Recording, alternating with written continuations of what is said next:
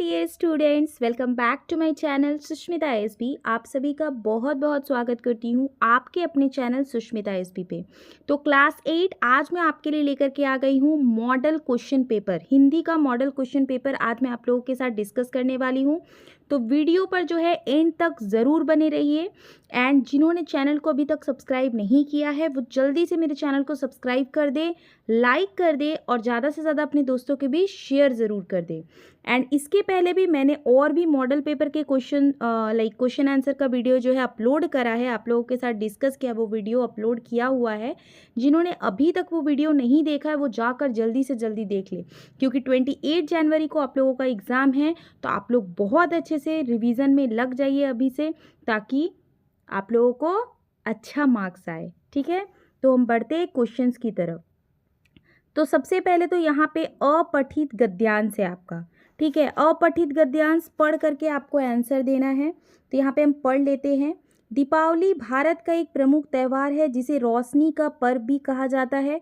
यह त्यौहार कार्तिक माह की अमावस्या को मनाया जाता है। दिवाली भगवान श्री राम के 14 वर्ष के बाद अयोध्या लौटने की खुशी में मनाई जाती है। इस दिन घरों को दियों और रंगीन लाइटों से सजाया जाता है। लोग अपने घरों की सफाई करते हैं, नए कपड़े पहनते हैं और स्वादिष्ट व्यंजनों का आनंद लेते हैं। दिवाली के बारे में आप सभी को बहुत अच्छे से पता होगा, क्योंकि दिवाली सबके घर में मनाया जाता है ऑलमोस्ट। ठीक है, तो दिवाली जो है वो भारत का एक प्रमुख त्यौहार है। उसको दीपों का, रोशनी का पर्व भी कहा जाता है, क्योंकि इस दिन चारों तरफ हम लोग क्या जलाते हैं, दिए जलाते हैं। ठीक है, रोशनी जलाते हैं। अब तो लाइट्स जलाने लगे हैं लोग, दिया, कैंडल या फिर जो लाइट आता है वो लाइट जलाते हैं। ठीक है, तो आइए अब इससे रिलेटेड जो क्वेश्चंस है वो क्वेश्चंस हम देख लेते हैं। ठीक है, क्वेश्चन नंबर 1 है, रोशनी का पर्व किस भारतीय त्यौहार को कहा जाता है। तो अभी हमने अपठित गद्यांश पे पढ़ा कि रोशनी का पर्व किस भारतीय त्यौहार को माना जाता है। ऑप्शन है दिवाली, होली, रक्षाबंधन, दुर्गा पूजा। करेक्ट आंसर क्या होगा? ऑप्शन नंबर ए, दिवाली। दिवाली को हम लोग रोशनी का पर्व भी कहते हैं। नेक्स्ट क्वेश्चन है, दीपावली किस महीने में मनाई जाती है। दीपावली कौन से महीने में हम लोग मनाया जाते हैं। अभी हमने देखा यहाँ पे कौन से महीने में लिखा हुआ था। अगर आपको करेक्ट आंसर पता है तो आप कमेंट बॉक्स पे कमेंट भी कर सकते हैं। ऑप्शंस देखिए, भाद्रपद, कार्तिक, चैत्र और माघ। तो करेक्ट आंसर क्या होगा? Option number B, Kartik. Deepawali Kartik महीने में मनाई जाती है। नेक्स्ट क्वेश्चन की तरफ हम बढ़ते हैं। नेक्स्ट क्वेश्चन है क्वेश्चन नंबर 3। क्वेश्चन नंबर 3 है आपका, दीपावली का त्यौहार किस घटना की खुशी में मनाया जाता है। कौन सी घटना हुई थी? ऑप्शंस देखिए, भगवान श्री कृष्ण के जन्म की, भगवान श्री राम के अयोध्या लौटने की, दुर्गा पूजा की, महाशिवरात्रि की। करेक्ट आंसर क्या होगा? ऑप्शन नंबर बी, भगवान श्री राम के अयोध्या लौटने की। नेक्स्ट हम बढ़ते हैं क्वेश्चन नंबर 4 की तरफ। क्वेश्चन नंबर 4 क्या है, कौन 14 वर्षों के वनवास में थे। कौन थे 14 वर्ष के वनवास में? कृष्ण, भरत, राम या दशरथ। करेक्ट आंसर क्या होगा? Option number C, Ram. Ram जो है वो 14 वर्ष के वनवास में थे। अब नेक्स्ट हम बढ़ते हैं यहाँ पे पद्यांश के तरफ। ठीक है, जल ही जीवन, पढ़ लेते हैं। जल ही जीवन का आधार, बिना जल सूना हर संसार। नदियाँ, सरोवर और ताल, इनसे ही हरियाली माल। बूंद बूंद को बचाना सीखो, जल संकट से नाता तोड़ो। पेड़ लगाकर छाव बढ़ाओ, धरती का सिंगार सजाओ। अब इसमें क्वेश्चंस देख लेते हैं। क्या है क्वेश्चंस? पद्यांश में जल को किसका आधार बताया गया है। जल को किस चीज का आधार बताया गया? ऑप्शन देखिए, धन का, जीवन का, शिक्षा का, संस्कृति का। तो करेक्ट आंसर क्या होगा? ऑप्शन नंबर बी, जीवन का। जल जो है वो जीवन का आधार है, क्योंकि जल के बिना कुछ भी नहीं हो सकता। हम एक दिन बिना खाने का रह सकते हैं, लेकिन बिना पानी का रहना बहुत मुश्किल है। नेक्स्ट क्वेश्चन है, किसके बिना संसार सुना है। किस चीज के बिना संसार सुना? ऑप्शन देखिए, धन, जल, पेड़ और घर। तो करेक्ट आंसर होगा ऑप्शन नंबर बी, जल। जल के बिना जो है संसार सूना है। नेक्स्ट हम क्वेश्चन की तरफ बढ़ते हैं। नेक्स्ट क्वेश्चन है क्वेश्चन नंबर 7। क्वेश्चन नंबर 7 में क्या है, जल संकट से बचने के लिए क्या करना चाहिए। जल संकट से बचने के लिए हमें क्या करना चाहिए? ऑप्शंस देखिए, नदियाँ सुखा देनी चाहिए, बूंद बूंद जल को बचाना चाहिए। नेक्स्ट है जल का संग्रह रोक देना चाहिए, केवल वर्षा जल का उपयोग करना चाहिए। तो करेक्ट आंसर क्या होगा? ऑप्शन नंबर बी, बूंद बूंद जल को बचाना चाहिए। क्या करना चाहिए? बूंद बूंद जल को बचाना चाहिए। बहुत सारे लोग देखोगे कि बेसिन में नल खोलकर ही ब्रश कर रहे हैं, तो इस तरीके से नहीं करना है। जल का अभी से हम लोग को बचत करना है, ठीक है। नेक्स्ट क्वेश्चन की तरफ हम बढ़ते हैं। क्वेश्चन नंबर 8, धरती का श्रृंगार कैसे किया जा सकता है? कैसे कर सकते हैं? ऑप्शंस देखिए, घर लगाकर, घर बनाकर, पेड़ लगाकर, नदियाँ सुखाकर, खदानें खोदकर। तो करेक्ट आंसर क्या होगा? ऑप्शन नंबर बी, पेड़ लगाकर। धरती का श्रृंगार कैसे किया जा सकता है? पेड़ लगाकर धरती का श्रृंगार किया जा सकता है, ठीक है। नेक्स्ट हम क्वेश्चन की तरफ बढ़ते हैं। नेक्स्ट क्वेश्चन है, राजपुत्र में कौन सा समास है? राजपुत्र में यहाँ पे कौन सा समास नजर आ रहा है? ऑप्शंस देखिए, द्वंद्व समास, तत्पुरुष समास, अवयवी भाव या कर्मधारय। तो करेक्ट आंसर क्या होगा? तत्पुरुष। द्वंद्व, राजपुत्र में कौन सा समास है? तत्पुरुष समास है। नेक्स्ट क्वेश्चन की तरफ बढ़ते हैं। नेक्स्ट क्वेश्चन है क्वेश्चन नंबर 10। क्वेश्चन नंबर 10 में देखिए, आशा शब्द का विलोम शब्द क्या है? आशा का मतलब कोई आशा जगाना, जैसे आशा, तो आशा का विलोम शब्द क्या होगा? निराशा, हताश, उत्साह या परिश्रम। करेक्ट आंसर होगा ऑप्शन नंबर ए, निराशा। आशा का विलोम शब्द क्या होगा? निराशा। नेक्स्ट हम बढ़ते हैं क्वेश्चन नंबर 11 की तरफ। क्वेश्चन नंबर 11 क्या है? क्वेश्चन नंबर 11 है, विद्यालय का संधि विच्छेद क्या है? तो विद्यालय का संधि विच्छेद विद्या जोड़ आलय, विद्या जोड़ अलय या विद्या जोड़ आलय, विद्या जोड़ लय। तो करेक्ट आंसर हो जाएगा ऑप्शन नंबर ए, विद्या जोड़ आलय, ठीक है। नेक्स्ट हम बढ़ते हैं, सूर्य का पर्यायवाची शब्द कौन सा है? सूर्य का पर्यायवाची शब्द कौन सा है? ऑप्शन देखिए, चंद्रमा, रवि, धरती, वरुण। तो करेक्ट आंसर होगा ऑप्शन नंबर बी, रवि। सूर्य का पर्यायवाची शब्द क्या है? रवि, रवि है। नेक्स्ट क्वेश्चन की तरफ हम बढ़ते हैं। नेक्स्ट क्वेश्चन है क्वेश्चन नंबर 13, अनुपस्थिति शब्द में कौन सा उपसर्ग है? अनुपस्थिति जो शब्द है उसमें कौन सा उपसर्ग है? ऑप्शंस देखिए, अनु, अन, उप, अप। तो करेक्ट आंसर होगा ऑप्शन नंबर ए, अनु। अनुपस्थिति शब्द में कौन सा उपसर्ग है? अनु है। उपसर्ग का मतलब जो पहले लगता है और वाक्य को चेंज कर देता है, तो अनु जो है वो क्या हो जाएगा? उपसर्ग है यहाँ पे। नेक्स्ट क्वेश्चन, क्वेश्चन नंबर 14 की तरफ बढ़ते हैं।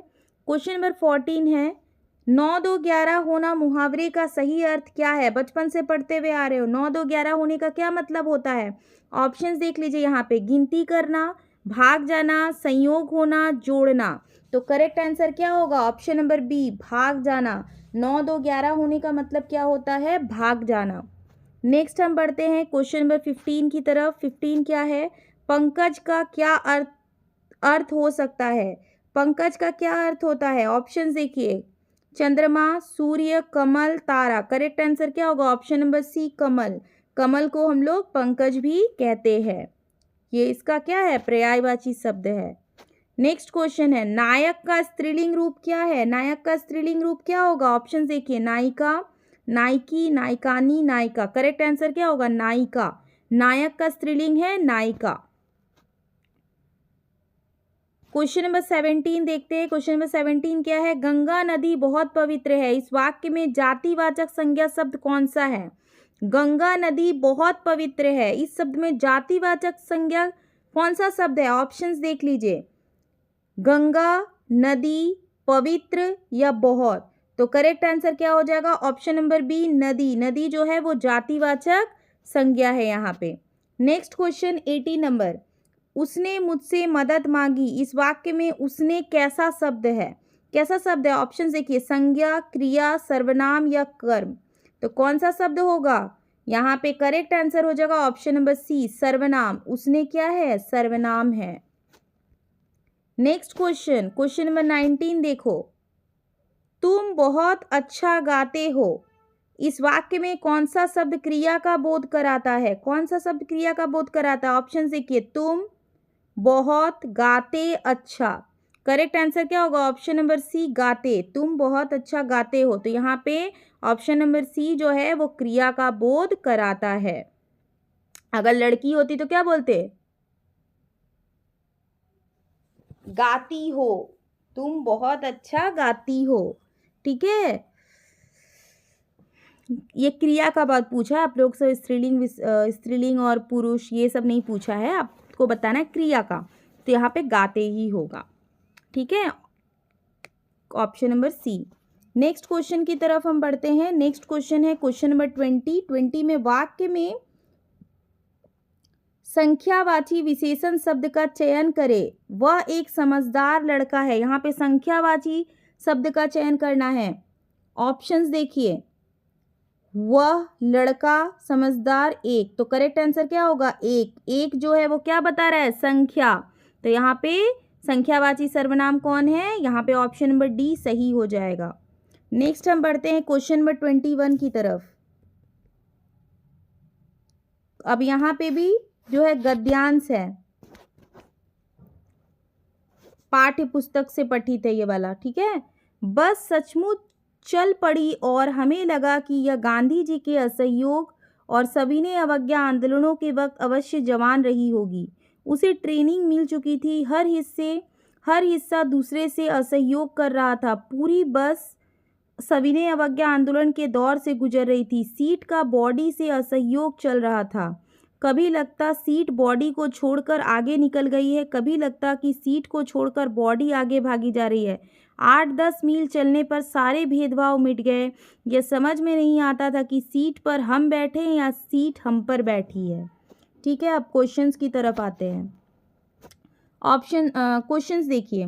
क्वेश्चन नंबर 21, उपरोक्त गद्यांश में गांधी जी के किस आंदोलन का वर्णन है? कौन से आंदोलन का वर्णन है? ऑप्शंस देखिए, असहयोग आंदोलन, सविनय अवज्ञा आंदोलन, ए और बी भारत छोड़ो आंदोलन। करेक्ट आंसर होगा ऑप्शन नंबर सी, ए और बी दोनों होगा, असहयोग आंदोलन भी, सविनय अवज्ञा आंदोलन भी। क्वेश्चन नंबर 22, प्रस्तुत गद्यांश किस पाठ से लिया गया है? ये जो गद्यांश है कौन से पाठ से लिया गया? ऑप्शन देखिए, असहयोग आंदोलन, बस की यात्रा, पथ की पहचान या छोटा जादूगर। कौन से पाठ से लिया गया है? तो करेक्ट आंसर हो जाएगा ऑप्शन नंबर बी, बस की यात्रा। ठीक है, पाठ का नाम है आपके बुक में बस की यात्रा। बढ़ते हैं नेक्स्ट क्वेश्चन की तरफ। गद्यांश में सीट और बॉडी के असहयोग से क्या संकेत मिलता है? क्या संकेत मिलता है? यहाँ पे ऑप्शंस देखिए, दोनों के बीच कोई तालमेल नहीं था, सीट हमेशा बॉडी के साथ रहती थी, सीट और बॉडी एक दूसरे से प्रेम करते थे, सीट और बॉडी मिलकर रास्ते पर चल रहे थे। तो करेक्ट आंसर क्या हो जाएगा? यहाँ पे करेक्ट आंसर आपका हो जाएगा ऑप्शन नंबर ए, दोनों के बीच कोई तालमेल नहीं था। बढ़ते हैं नेक्स्ट क्वेश्चन की तरफ। नेक्स्ट क्वेश्चन है क्वेश्चन नंबर 24, गद्यांश में 8-10 मील चलने पर किसका उल्लेख किया जाता है? गद्यांश में 8-10 मील चलने पर किसका उल्लेख किया जाता है? ऑप्शंस देखिए, रास्ते के भेदभाव मिटाने का, बस की गति बढ़ाने का, गांधी जी के आंदोलनों का परिणाम, सीट और बॉडी के जुड़ने का। तो करेक्ट आंसर यहाँ पे क्या हो जाएगा? ऑप्शन नंबर ए, रास्ते के भेदभाव मिटाने का। नेक्स्ट अब देखिए आपका पद्यांश है बुक से। चाह नहीं मैं सुरबाला के गहनों में गूथा जाऊं, चाह नहीं प्रेमी माला में बिंद प्यारी को ललचाऊं, चाह नहीं सम्राटों के सव पर हे हरि डाला जाऊं, चाह नहीं देवों के सिर पर चढ़ूं, भाग्य पर इठलाऊं, मुझे तोड़ लेना वर माली उस पथ पर देना तुम फेंक, मातृभूमि पर शीश चढ़ाने जिस पथ जावे वीर वीर अनेक। ठीक है, ये आपके बुक से कविता ली गई है। बढ़ते क्वेश्चन नंबर 25 की तरफ। प्रस्तुत कविता के कवि कौन है? ये जो कवि का मतलब कविता का जो एक पद आपको दे दिया है, लाइन जो दिया है, इसके कवि कौन है आपको बताना है। ऑप्शंस देखिए, राम नरेश त्रिपाठी, हरिवंश राय बच्चन, माखनलाल चतुर्वेदी, निर्मला पुतुल। तो करेक्ट आंसर क्या होगा? Option number C, Makhanlal Chaturvedi. ये जो है इस पोएम के पोएट है, कवि है। नेक्स्ट हम बढ़ते हैं क्वेश्चन नंबर 26 की तरफ। उस पथ में देना तुम फेंक में कवि किस पथ की बात कर रहे हैं? ऑप्शन देखिए, सम्राटों का पथ, युद्ध के पथ, वीरों का पथ, प्रेमी माला का पथ। तो करेक्ट आंसर होगा ऑप्शन नंबर सी, वीरों का पथ। नेक्स्ट क्वेश्चन है क्वेश्चन नंबर 27 है, जिस पथ जावे वीर अनेक से कवि किस पथ का उल्लेख कर रहे हैं? कौन से पथ का उल्लेख कर रहे हैं? तो यहाँ पे ऑप्शंस देखिए, सम्राटों के पथ का, शहीदों का पथ, प्रेमियों का पथ, युद्ध में शहीद होने का पथ। तो करेक्ट आंसर शहीदों का पथ। नेक्स्ट क्वेश्चन है, प्रस्तुत कविता का मूल भाव क्या है? प्रस्तुत कविता का मूल भाव क्या है? ऑप्शंस देखिए, मातृभूमि की सेवा, सम्राटों की सेवा, प्रेमी सेवा, उपयुक्त सभी। करेक्ट आंसर होगा ऑप्शन नंबर ए, मातृभूमि की सेवा। नेक्स्ट हम बढ़ते हैं क्वेश्चन नंबर 29 की तरफ। क्वेश्चन नंबर 29 है, छोटा जादूगर अपनी माँ के लिए क्या ले जाना चाहता था? छोटा जादूगर अपनी माँ के लिए क्या ले जाना चाहता था? ऑप्शंस देखिए, मिठाई, दवा, पथ्य या साड़ी। तो करेक्ट आंसर क्या होगा? ऑप्शन नंबर सी, पथ्य। छोटा जादूगर अपनी माँ के लिए पथ्य लेके जाना चाहता था। नेक्स्ट हम बढ़ते हैं क्वेश्चन नंबर 30 की तरफ। मित्रता पाठ के लेखक कौन है? मित्रता पाठ के लेखक कौन है? ऑप्शन देखिए, रामचंद्र शुक्ल, जयशंकर प्रसाद, प्रेमचंद या ज्ञान रंजन। करेक्ट आंसर है ऑप्शन नंबर ए, रामचंद्र शुक्ल। नेक्स्ट है 31 नंबर क्वेश्चन। 31, पूर्व चलने के बटोही बाट की पहचान कर ले। इसमें बटोही किसे कहा गया है? ऑप्शन देखिए, कवि, पथिक, विद्यार्थी, शिक्षक। करेक्ट आंसर क्या होगा? ऑप्शन नंबर बी, पथिक। यहाँ पे पथिक को बटोही कहा गया है। नेक्स्ट क्वेश्चन की तरफ बढ़ते, क्वेश्चन नंबर 32, लेखक के भाई साहब उनसे कितने साल बड़े थे? कितने साल बड़े थे लेखक के भाई साहब? ऑप्शन देखिए, 2 साल, 4 साल, 3 साल, 5 साल। करेक्ट आंसर होगा ऑप्शन नंबर डी, 5 साल। उनसे 5 साल बड़े थे। क्वेश्चन नंबर 33, लेखक और उनके बड़े भाई कहाँ रहते थे? घर में, नानी घर में, हॉस्टल में, किराए घर में। Correct answer option number C, hostel में। लेखक और उनके बड़े भाई कहाँ रहते थे? हॉस्टल में रहते थे। नेक्स्ट हम बढ़ते हैं क्वेश्चन नंबर 34 की तरफ। क्वेश्चन नंबर 34 है, अशोक का शस्त्र त्याग कैसी रचना है? नाटक, कहानी, एकांकी, निबंध। तो करेक्ट आंसर क्या हो जाएगा? ऑप्शन नंबर सी, एकांकी। नेक्स्ट हम बढ़ते हैं क्वेश्चन नंबर 35 की तरफ। क्वेश्चन नंबर 35 है, सम्राट अशोक ने किस राज्य पर चढ़ाई की थी? सम्राट अशोक ने किस राज्य पर चढ़ाई की थी? मगध, बोध गया, पाटली। तो क्वेश्चन नंबर 35 है आपका, सम्राट अशोक ने किस राज्य पर चढ़ाई की थी? ऑप्शन है मगध, बोध गया, पाटलिपुत्र और कलिंग। तो करेक्ट आंसर क्या हो जाएगा? Option number D, Kalinga. Kalinga पर उसने क्या की थी? चढ़ाई की थी। नेक्स्ट हम क्वेश्चन की तरफ बढ़ते हैं। नेक्स्ट क्वेश्चन है आपका क्वेश्चन नंबर 36, कलिंग महाराज की कन्या का क्या नाम था? कलिंग महाराज की कन्या का नाम क्या था? ऑप्शन देखिए, मिथिला, शिखा, पद्मा, इनमें से कोई नहीं। करेक्ट आंसर होगा option number C, Padma. Padma नाम था उनका। अमरूद का पेड़ के लेखक की माँ कहाँ के जेल में थी? कहाँ के जेल में थी वो? ऑप्शन देखिए, अजमेर, भोपाल, सूरत, अंडमान। करेक्ट आंसर होगा ऑप्शन नंबर ए, अजमेर के जेल में थी। नेक्स्ट क्वेश्चन है क्वेश्चन नंबर 38। क्वेश्चन नंबर 38 में है, अमरूद के पेड़ में फूल आने की बात किसने बताई थी? अमरूद के पेड़ में फूल आने की बात किसने बताई थी? ऑप्शन देखिए, चुन्नू ने, पप्पू ने, नौकर ने, मिद्दू ने। तो करेक्ट आंसर मिद्दू ने। नेक्स्ट क्वेश्चन, क्वेश्चन नंबर 39, क्या निराश हुआ जाए पाठ के लेखक कौन है? कौन है इस पाठ के लेखक? ऑप्शंस देखिए, हजारी प्रसाद द्विवेदी, महावीर प्रसाद द्विवेदी, जयशंकर प्रसाद, प्रेमचंद।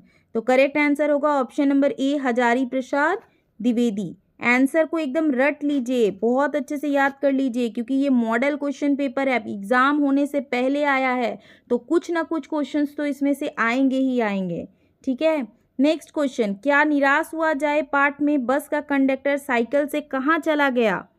बस का कंडक्टर साइकिल से कहाँ चला गया? तो ऑप्शंस देखिए, वह भाग गया, वह दूसरी बस लेने गया, वह जंगल में चला गया, वह अपने घर चला गया। करेक्ट आंसर होगा वो दूसरी बस लेने गया।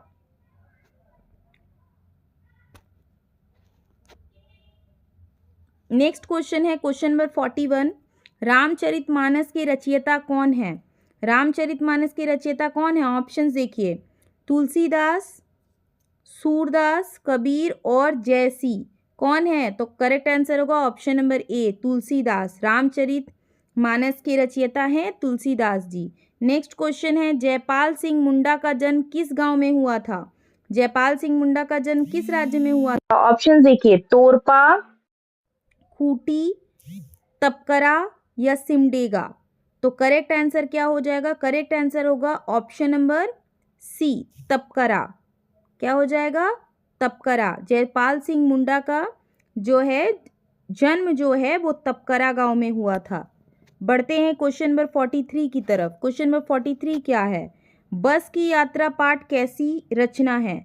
बस की जो यात्रा पाठ है वो कैसी रचना है? ऑप्शंस देखिए। ऑप्शन से आपका व्यंग, निबंध, कहानी और नाटक। करेक्ट आंसर हो जाएगा व्यंग। बस की जो यात्रा पाठ है वो व्यंग रचना है। नेक्स्ट क्वेश्चन की तरफ बढ़ते हैं। नेक्स्ट क्वेश्चन है क्वेश्चन नंबर 44। 44 है हुंडरू का झरना कहाँ है? हुंडरू का झरना कहाँ है? ऑप्शन देखिए, सिमडेगा, नेतरहाट, गुमला, रांची। तो करेक्ट आंसर हो जाएगा option number D, Ranchi. Hundru का झरना कहाँ पे है? रांची में है।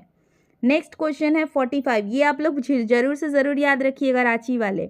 ठीक है, जो भी स्टूडेंट रांची से, याद रख लीजिएगा हुंडरू का झरना कहाँ है? रांची में, और अब गए भी होंगे। ठीक है, क्वेश्चन नंबर 45 बढ़ते हैं। बूढ़ी पृथ्वी का दुख कविता की कवियत्री कौन है? कौन है कवियत्री इसकी? ऑप्शंस देखिए, महादेवी वर्मा, सुभद्रा कुमारी चौहान, निर्मला पुतुल, इनमें से कोई नहीं। करेक्ट आंसर होगा option number C, Nirmala Putul.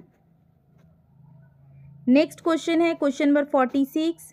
Question number 46 है काशी विश्वविद्यालय में प्रवेश करते ही दाई तरफ क्या है? दाई तरफ क्या है? ऑप्शंस देखिए, सर सुंदरलाल अस्पताल, महिला विद्यालय, पार्क या जिम खाना। करेक्ट आंसर है option number A, sir Sunderlal अस्पताल। Question number 47। वीर जननी का पुरस्कार किसे मिला? वीर जननी का पुरस्कार किसे मिला था? ऑप्शंस देखिए, शारदा सुब्रमण्यम, डॉक्टर चंद्रा, शिवानी, महादेवी वर्मा। तो करेक्ट आंसर क्या हो जाएगा यहाँ पे? शारदा सुब्रमण्यम।